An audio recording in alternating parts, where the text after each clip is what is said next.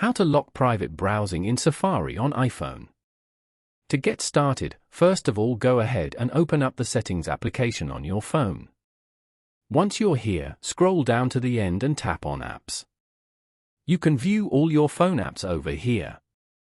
Now, search for or scroll down to find Safari and tap on it. You are now in the Safari settings page. On this page, scroll down to the Privacy and Security section. From here, turn on the Require Face ID to unlock private browsing switch. Now, go back and open up Safari. Tap on the three dots at the bottom right corner. Here, tap on New Private tab.